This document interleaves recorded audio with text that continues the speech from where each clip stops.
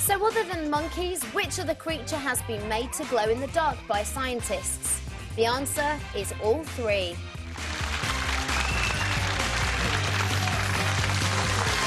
Yeah, 3 years ago, Taiwanese researchers created glow-in-the-dark pigs to research a glow-in-the-dark bacon, human disease, while South Korean scientists produced fluorescent beagles and cats. Actually, I never thought I'd like a cat until that, but that is... Oh, anyway, food for thought, shall we say.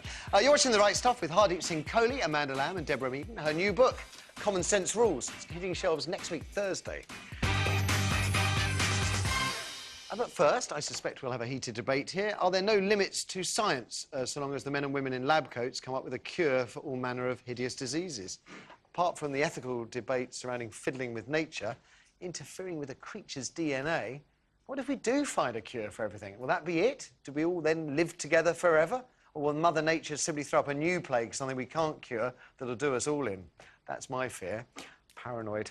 Japanese scientists are to blame for this. Marmoset monkeys that glow in the dark. They've fiddled with these, the DNA, so these poor little things can suffer human diseases, and we can keep track of them down through the generations. That's why they glow in the dark. In case you're wondering, the glow-in-the-dark bit came from inserting jellyfish genes into their DNA. I said it before, I'll say it again. Joseph Mengele, eat your heart out. I should state, I'm not against testing cures on animals. I really am not. Virtually every medical cure of the 20th century has relied on animals in some way. Injecting a monkey with something that triggers cancer, I could live with that. I really could. But changing their DNA, growing ears on mice, I mean, where is this going to end? If we show no respect for nature, what kind of respect will nature show us? In days gone by, our gene pool grew stronger because weaklings will be taken out by illness. If we cure everything, what happens to the survival of the fittest? This is really, really deep for a beautiful Friday, but glow-in-the-dark monkeys, they worried me, Amanda, when I saw them yesterday. Yeah, they really worry me as well. Do you know, I've been thinking about this a lot since I knew we were going to be talking about it, and I can't quite work out where I stand on it. I think that I agree with you. If you cure every disease in the world, what's going to happen? You know, we're already overpopulated, and Mother Nature will find a way of eradicating us. That's what happens, and we've survived pretty well for the last God knows how many thousands of years. Too well, perhaps. I just think, you know, if I was watching a movie when I was a teenager, or even about mice with ears on their back and glow-in-the-dark animals, I'd be thinking, well, that's never going to happen in my lifetime.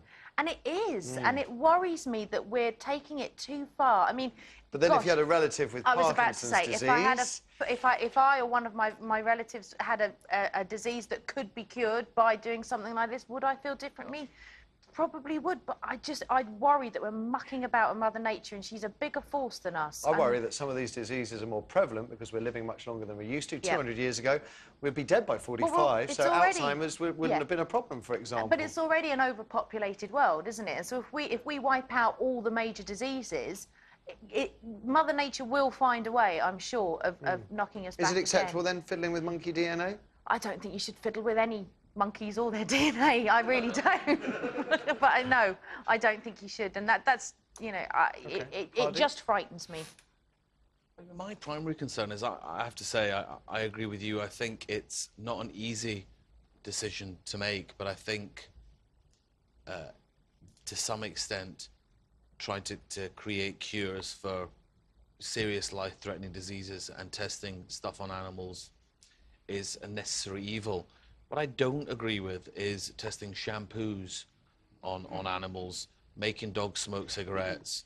By and large, those practices have stopped by now. Yeah, but you know, those practices may have stopped, but there is... Is there not a fundamental ethical difference between doing things to animals and actually changing the structure? The point. If we begin to change the DNA of animals... Where does it end? Well, it suggests to me that we're going into unknown territory. What diseases will that cause? You know, and also we're going to have to change, for example, that, you know, we will change the way we live based on changing the DNA of animals. Very easy example. The mouse with the ear on its back. iPods will have to change. You won't need 2 earpieces, you'll need 3. Because, just I mean...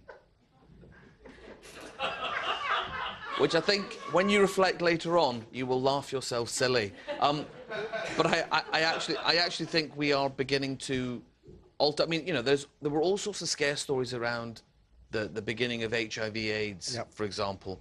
And I think much as those were, were probably for the most part nonsense, I wonder how much, for example, swine flu has been brought on by Well, you do farming wonder, don't you? Because practices. HIV appeared from virtually nowhere, and then suddenly it was there amongst us. Deborah, do you have concerns? I do. I mean, this is very difficult. I mean, I like to have an opinion. I like to know where I stand. This is a really, really difficult one.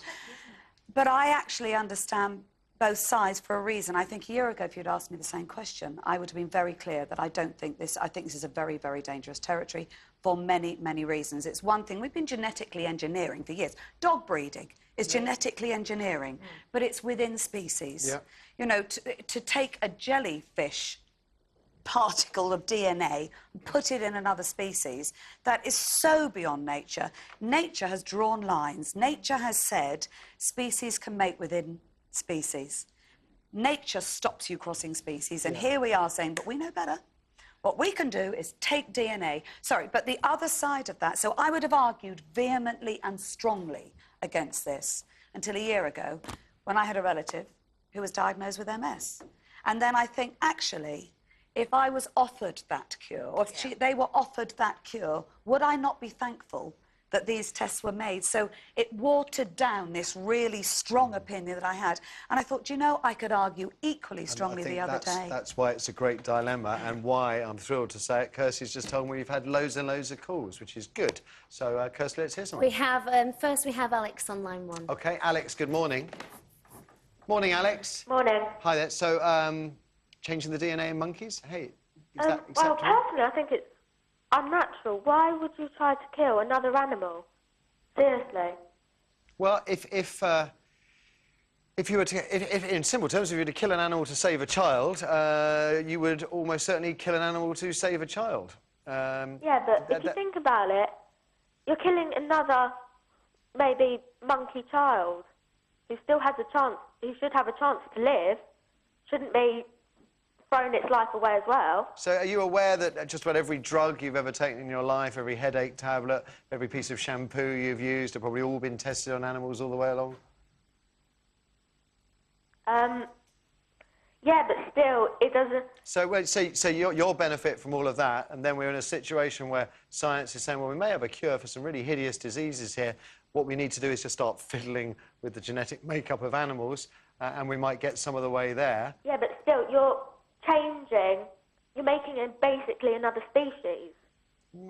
You're changing the structure of an existing species. Yes, but it's like changing the species. If you think about it, you're completely changing the species. It's not going to be the same.